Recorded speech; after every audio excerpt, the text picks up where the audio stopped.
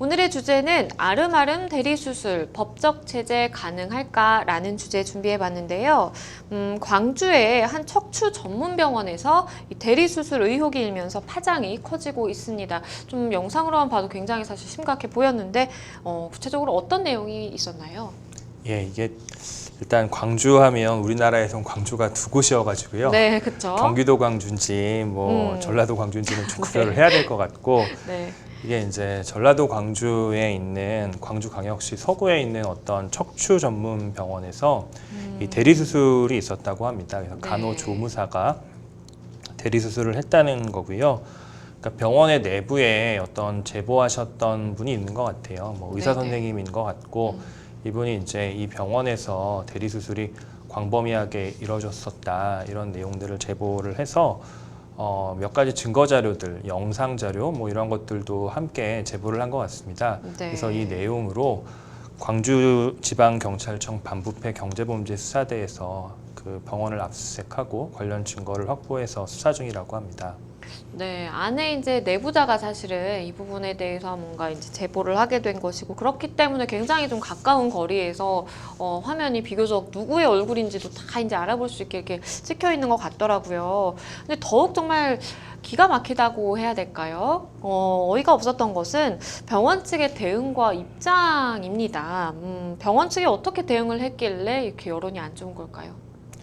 예, 이게 이제 그 내부 제보가 있을 때 흔히 이제 그 해당 그 단체라고 해야 되나요? 조직이라고 해야 되나요? 이런 곳에서 대응하는 방식이 이제 뭐 그냥 솔직하게 인정하는 방식도 있고 또 한 네. 가지 방식은 그 내부 제보한 사람을 공격하는 그렇죠. 방식이 있습니다. 그러니까 그 사람이 우리를 무고하는 거다. 우리 잘못이 없는데 우리를 무고하고 있고 그러니까 그 사람 자체가 병원 내부에서 문제를 일으켜서 이렇게 제명이 되거나 내지는 뭐 퇴직 처리가 된 사람이다. 그런데 이제 그 사람이 병원 내부에 대해서 있지도 않은 허무맹랑한 소리를 하고 있다. 이제 이런 식으로 공격하는 방법이 있는데 지금 이 병원에서는 이제 공격하는 입장을 취한 것 같습니다. 네. 그러니까 그 병원 원장님들 전체 동의로 제명된 사람이고 병원 내부에서 여러 가지 이제 분란을 일으키던 사람이다. 그 사람이 이제 본격적으로 제명 조치가 행해지고 나서 사후에 병원을 상대로 지금 무고하는 거다, 모함하는 거다 이런 이야기들을 하고 있습니다. 그러면서 그 내부 제보자가 제출했던 뭐 영상이라든가 사진이라든가 이런 자필로 조작된 허위 기록지라든가 이런 게 문제가 있는 거다, 사실이 아니다 이런 입장을 보이고 있고요.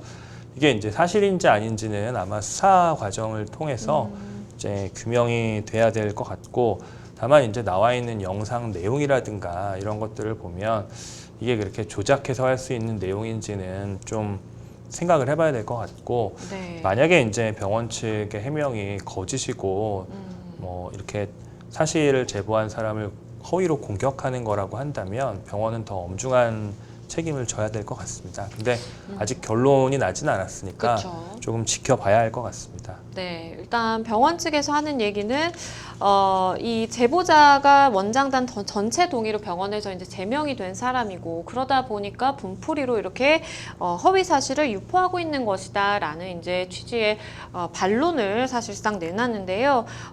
변호사님 말씀해주신 것처럼 아직 뭐 결론이 난 상황은 아니기 때문에 과연 뭐 영상의 진위부터 해서 누구의 말이 맞는 것인지 좀 살펴봐야 될 문제들이 남아 있는 상황인 것 같습니다.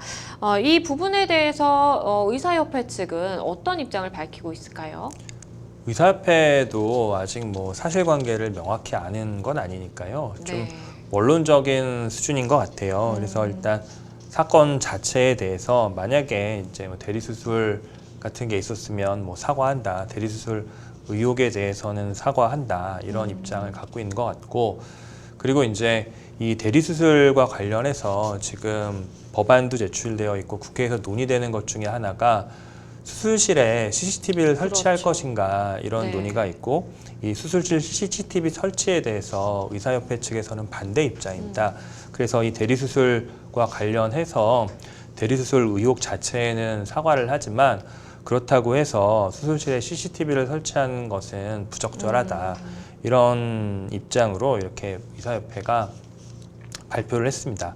그러면서 이제 수술실 CCTV에 대해서 수술실에 CCTV를 설치하게 되면 선량한 의사들을 좀 위축시키고 뭐 방어적인 진료를 할 수가 있다. 그러니까 되려 부작용이 크니까 빈대 잡자고 초과삼간 태우는 거를 해서는 안 된다. CCTV는 설치해서는 안 된다. 뭐 이런 입장을 펴고 있고 이거에 대해서는 이제 환자들이 모여 있는 단체라든가 이런 곳에서 좀 반대를 하고 뭐 국민들 중에 되게 많은 분들은 수술실에 CCTV를 설치해야 된다고 생각하시는 것 같고 뭐 네. 이런 측면이 있는 것 같습니다.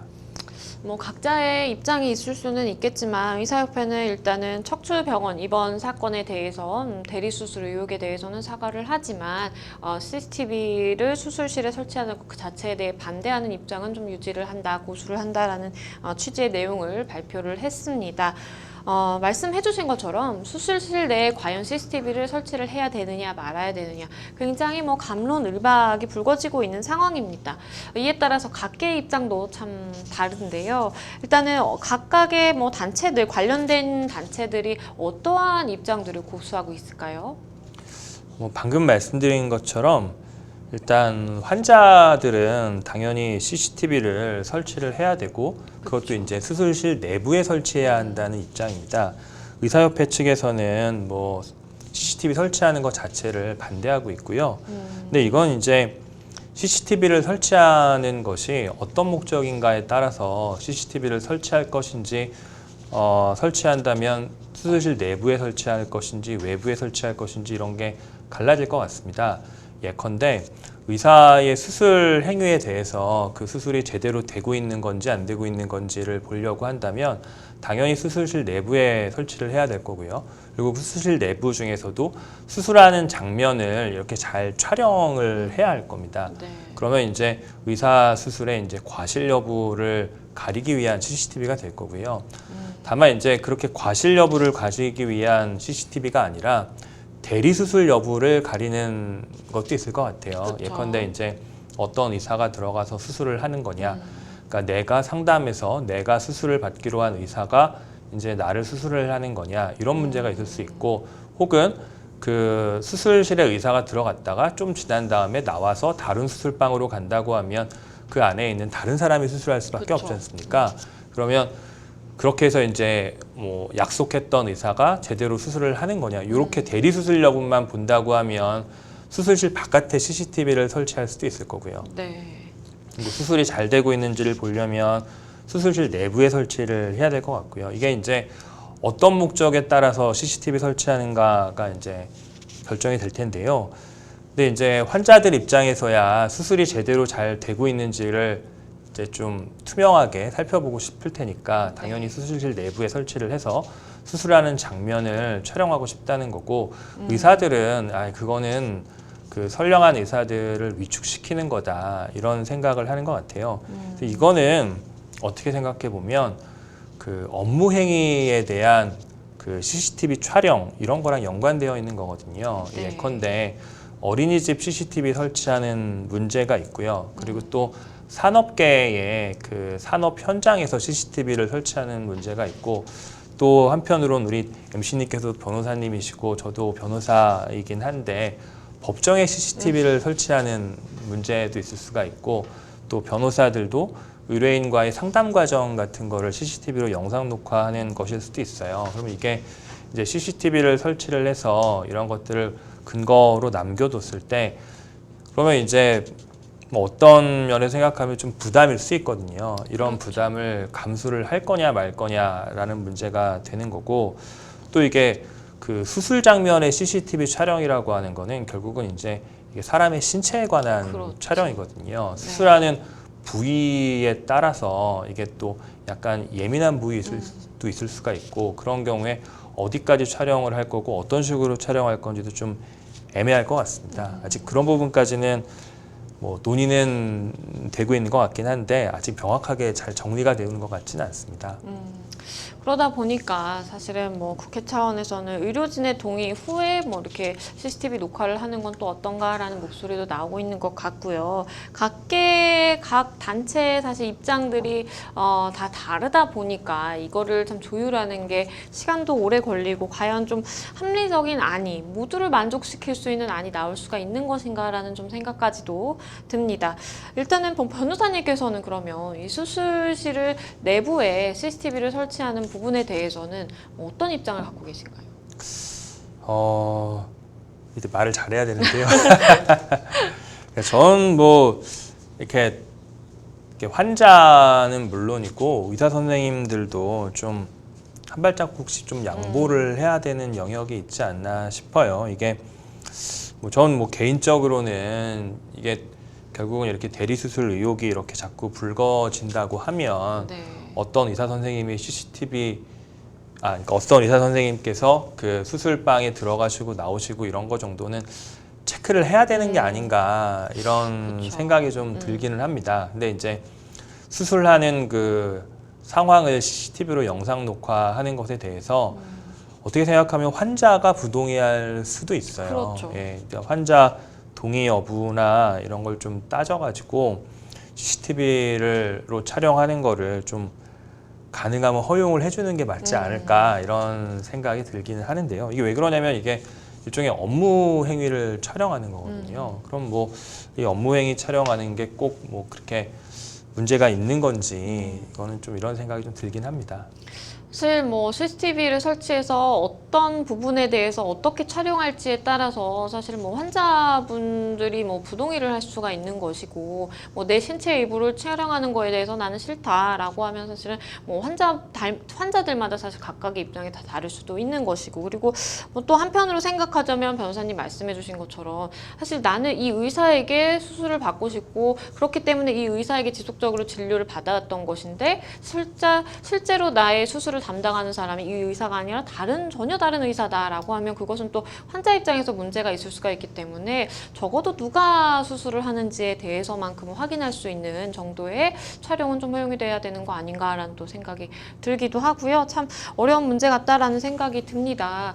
그런데 대리수술 의혹이 이번에 이제 광주에서 있었던 일이 사실 처음은 아니거든요. 그 이전에 인천에서도 최근에 이런 비슷한 사건이 있었어요. 예, 이 인천에 있는 모 병원에서 대리수술 의혹 사건이 있었었는데요. 사실 네. 대리수술에 관한 이야기는 뭐 이번에 처음 불거진 것도 아니고 그쵸. 그동안 계속 나왔던 이야기인 것 같습니다. 근데 이제 이 대리수술이라는 게 일단 의사가 바뀌는 경우가 있을 수 있습니다. 예컨대 네. 내가 A라는 의사 선생님하고 상담을 하고 A라는 의사 선생님이 이제 특별히 명의시라고 해서 그분한테 이제 그쵸. 수술을 받으려고 했는데 실제로 뭐 다른 선생님이 수술을 하실 수도 있고요. 그리고 또 한편으로는 아예 의사가 아니라 의사의 의료 행위를 할 수 없는 사람들, 예컨대 뭐 간호사라든가 간호조무사라든가 이런 분들이 이제 수술을 하는 경우도 있을 수 있는데요. 네. 그러니까 이런 식의 대리수술은 뭐 전체 의사 선생님들 비율에 따지면 뭐 그렇게 많지는 않을 것 같은데 뭐 종종 일어나고 있는 건 사실이고 한 번 일어났을 때 이제 그걸로 인한 피해가 워낙 크니까 그쵸. 계속 논란은 일어나는 것 같습니다. 사실 그러다 보니까 계속해서 이런 이야기들이 나올 수밖에 없는 것 같습니다.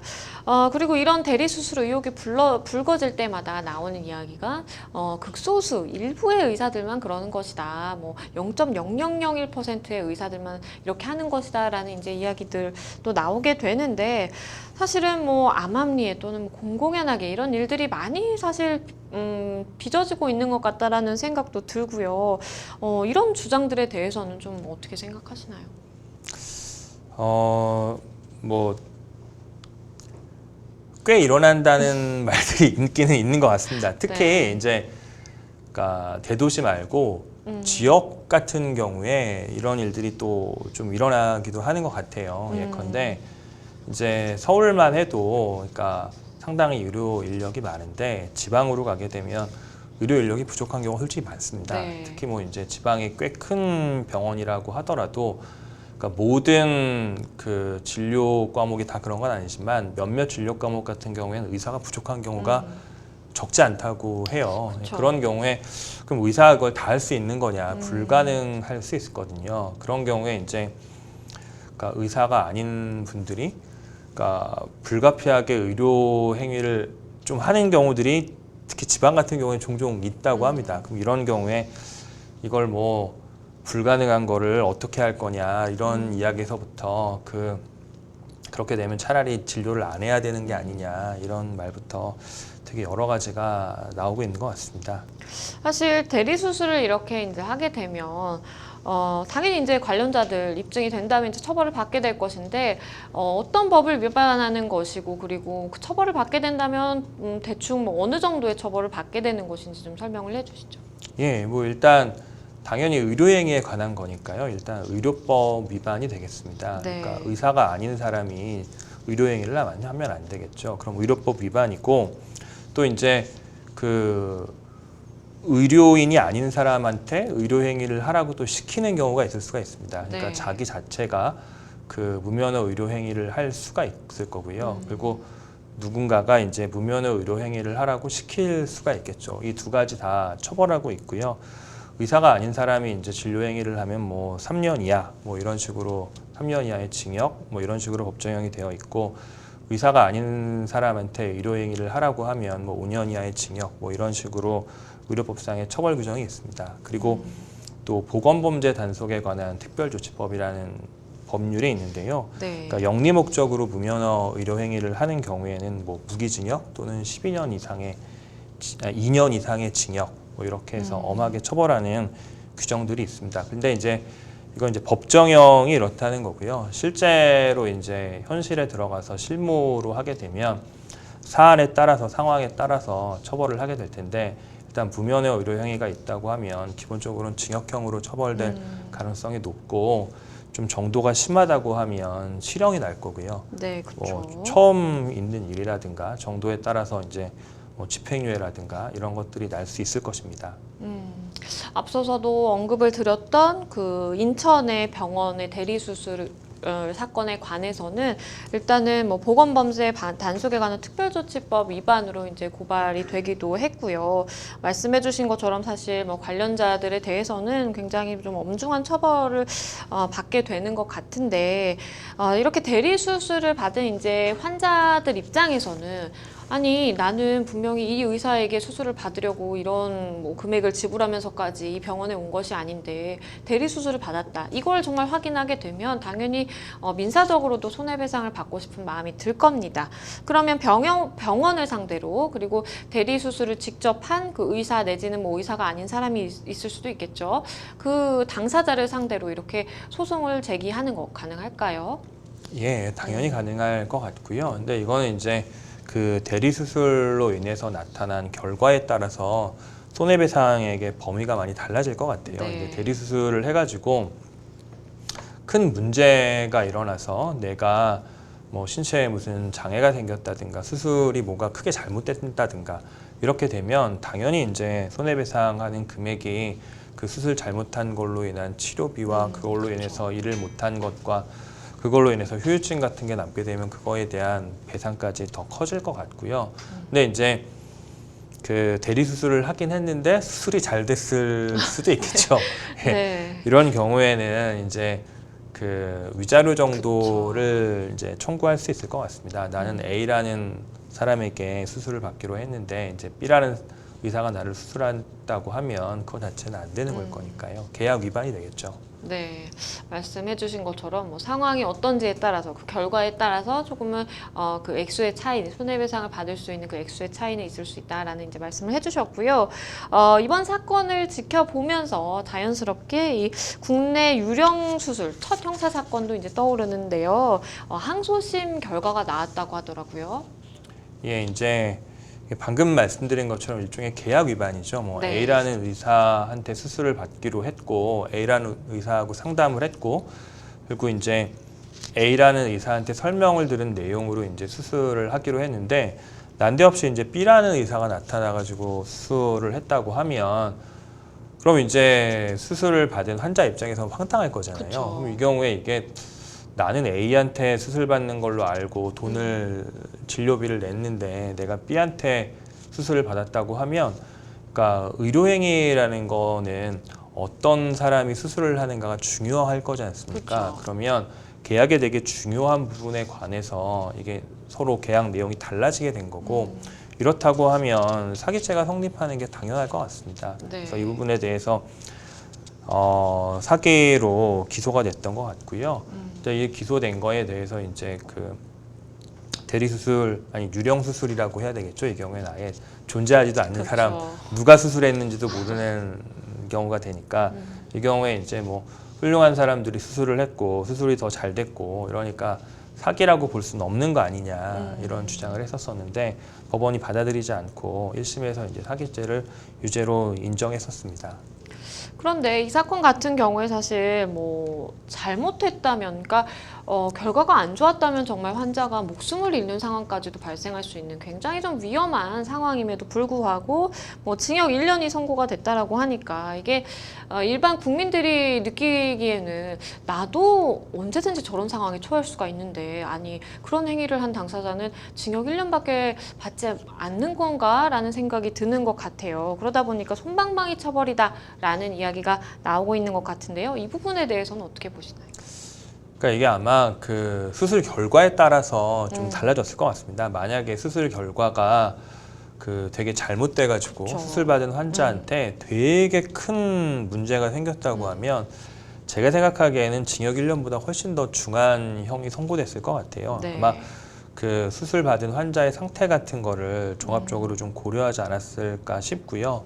그리고 이 의사 자체가 아마 뭐 초범일 가능성이 높을 것 같은데, 초범임에도 불구하고 징역 1년을 실형으로 선고했다고 하면, 그러니까 우리 재판의 양형 실무상 법원에서 이제 그렇게 가볍게만 처벌한 건 아닌 것 같습니다. 물론 그 법원의 그 양형 실무가 국민들의 법 감정하고는 약간 그쵸. 괴리가 있을 수도 있어요. 네. 그런데 이게 법원의 실무적인 관점에서 보면 뭐 그렇게 가벼운 형을 선고한 것 같지는 않습니다. 그런데 이 대리 수술 이렇게 정말 문제가 많이 되고 사회적으로 지탄도 많이 받고, 그럼에도 불구하고 왜 이렇게 근절되지 않는 걸까요? 이게 이제 그 크게 두 가지 문제가 있을 수 있을 것 같아요. 일단은 그 의사를 고용하는 거에 따른 비용 문제가 있을 겁니다. 아마 네. 의사를 고용해서 의사가 수술을 하도록 하는 것에 대한 그 비용을 어떻게 부담할 것인가 이런 문제가 있을 거고, 그리고 이건 이제 또 하나는 그 인력 부족 문제가 있을 것 같아요. 지금 뭐 국민들께서도 다 아시겠지만 그 의사 선생님들의 진료 과목 중에 이제 전문의를 선택하는 영역이 상당히 편중된 경향을 나타내고 있는 것도 사실입니다. 옛날에 이제 어떻게 생각하면 뭐 메이저과라고 해야 되나요? 사람의 생명이 왔다 갔다 하는 그런 진료 과목에는 의사 선생님들이 좀 많이 지원을 안 하시는 경향이 있으신 것 같고, 네. 또 그렇지 않은 분야에는 조금 더 많이 지원하시는 경향이 있으신 것 같아요. 그러다 보니까 어떤 진료 과목에는 이렇게 의사 선생님이 별로 없는 경우들이 있습니다. 예컨대 뭐 어떤 병원에서 좀 사실 힘들 수 있는 게 이제 신경외과 이런 부분이 뇌 수술을 하고 그쵸. 되게 좀 힘들거든요. 네. 신경외과를 지망하는 레지던트 선생님들이 별로 없으시다고 많지 하고, 뭐 이러다 보니까 이제 정말 중요한데 의사는 없고, 뭐 이러다 보니까 결국은 뭐 이 없이면 잇몸을 쓴다고 뭐 이렇게 의료 인력이 아닌 사람이 또 하게 되는 부분도 있고. 근데 이제 이런 부분은 이제 제도적으로 좀 시정을 해서, 그러니까 중요한 부분에 치료하는 의사 선생님들한테 조금 대우를 더 해줘서 그분들이 네. 좀 많이 갈 수 있도록 해줘야 될 것 같고요. 근데 이제 만약에 이제 단순히 비용 절감 차원에서 뭐 내가 뭐 의료 인력이 없어서가 아니라 내가 나의 비용을 절감하기 위해서 의료 인력이 아닌 사람을 통해서 수술을 하도록 한다. 이런 건 정말 엄하게 처벌을 그렇죠. 해야 될 것 같습니다. 말씀해주신 걸 듣다 보니까 참 이런 대리 수술 이야기를 하다가 이런 이 의료계에 사실 뭐 뿌리 깊은 문제점이라고 해야 될까요? 의료 인력이 부족한 편중되다 보니까 그런 문제까지도 있다라는 점까지 알게 됐는데 수술실 내 CCTV 설치를 두고 사실 사생활 보호 논란이 늘 따라붙게 되는 것 같습니다. 정치권 내부에서는 일단 CCTV 의무화 법안 처리에 대한 목소리가 굉장히 높은 상황이기는 합니다만 사생활 보호에 대한 가이드가 철저하게 정말 마련되지 않으면 환자들이 정말 수술실에 뭐 나체 상태로 있는 경우 굉장히 많을 것이고 그러한 부분들에 대해서 우리가 어떻게 좀 보호를 철저히 할 것인가에 대한 문제 고민을 좀 깊이 해봐야 될 지점인 것 같은데요. 변호사님께서는 이 부분에 대해서 좀 어떤 생각을 갖고 계신가요? 이게 아까 말씀드린 것처럼 이제 CCTV가 설치가 되면 신체 부위를 촬영하는 거기 때문에 일단 촬영하는 것 자체도 문제고 촬영하면 이제 영상 녹화물이 남지 않습니까? 그렇죠. 그럼 그 남아있는 영상 녹화물을 어떻게 관리를 할 거냐? 그럼 이게 뭐 의료인이기만 하면 남아있는 영상 녹화물 뭐 아무나 다 볼 수 있게 할 거냐? 관리는 어떻게 할 거냐? 그게 유출되면 어떻게 할 거냐?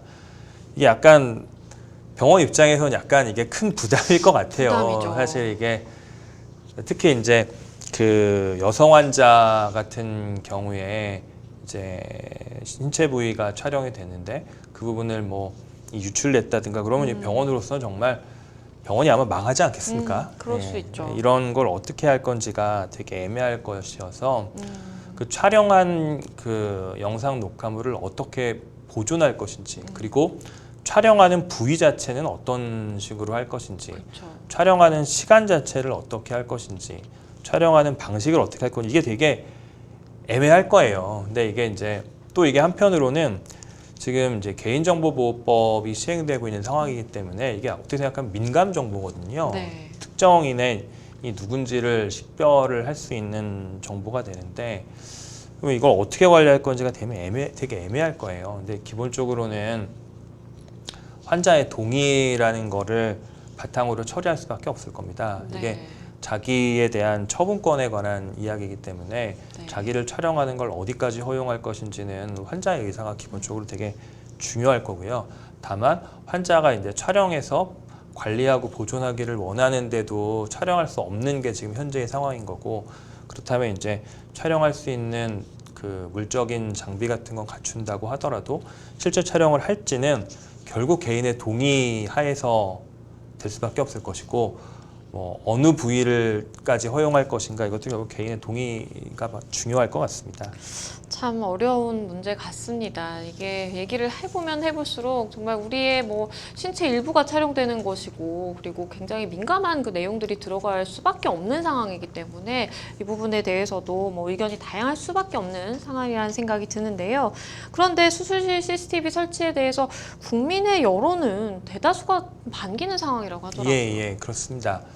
근데 사실 이게 이제 이런 식의 이제 CCTV 설치한다는 건 결국은 이제 어떻게 생각하면 의료 인력에 대한 감시, 통제 이런 측면이거든요. 그러면 이제 국민들 입장에서야 감시하고 통제할 수 있는 영역 그리고 나의 위해에 대한 감시와 통제라는 부분이기 때문에 국민들께서는 다 찬성을 하실 것 같아요. 그러면 이제 이것이 이제 미치는 부작용이라든가 이런 거를 좀 고민을 해봐야 될 텐데요. 예컨대 이제 우리가 재판 과정을 보면 그 재판의 당사자들은 재판 과정을 다 영상 녹화를 해달라는 식으로 이야기를 하는데 우리 법에 보면 이제 재판장님 허가를 받아야 되거든요. 그렇죠. 그러니까 비슷한 취지가 있지 않을까 싶습니다. 사실 대리수술이라든지 이런 불법 의료행위라든지 국민들이 생각하기에는 그리고 많은 사람들이 사실 생각하기에 이제 수술실에 CCTV를 설치하면 이게 좀 해결이 좀 명쾌하게 될 것이다라고 보시는 것 같은데 과연 수술실 내 CCTV 설치로 이러한 문제들을 막을 수 있을까라는 또 생각도 한편으로 들고요. 어떻게 보시나요? 일단 뭐 CCTV가 설치가 되면 아무래도 그 막는 효과는 있을 것 같습니다. 네. 예, 이제 뭐 이 CCTV 설치되고 나서 뭐 편법적으로 운영하는 건 있을 수 있겠지만 그래도 CCTV가 설치가 돼서 누가 수술을 하는지 수술 장면이 뭐 어때서 수술상에 뭐 내가 수술을 열심히 하는 건지 혹은 그 수술하는 환자를 희롱하거나 이러진 않는지 그런 거에 대한 통제는 될 거라고 생각합니다. 다만 이제 이걸로 인해서 의료 인력들 입장에서는 보면 그러니까 내가 잘못하는지 안 하는지를 CCTV로 지켜본다는 뜻이기 때문에 의료 인력의 사기라는 측면에서는 또 좀 사기가 아마 떨어지는 부분도 있을 거고요. 이런 부분은 어떤 식으로 그러면 또 사기를 북돋아 줄 것인지 이런 것도 좀 생각을 해봐야 될 것 같습니다. 네, 아름아름 대리수술 사건부터 과연 수술실내 CCTV를 설치를 해야 되는 것인지 말아야 되는 것인지, 만약에 설치를 한다면 또 우리가 어떤 부분을 좀 주의 깊게 살펴봐야 되는지 짚어봤습니다. 데일리 탑 이슈는 여기까지입니다. 다음 시간에 더욱 따끈따끈한 핫 이슈로 돌아오겠습니다. 여러분은 지금 생생법률쇼와 함께하고 계십니다.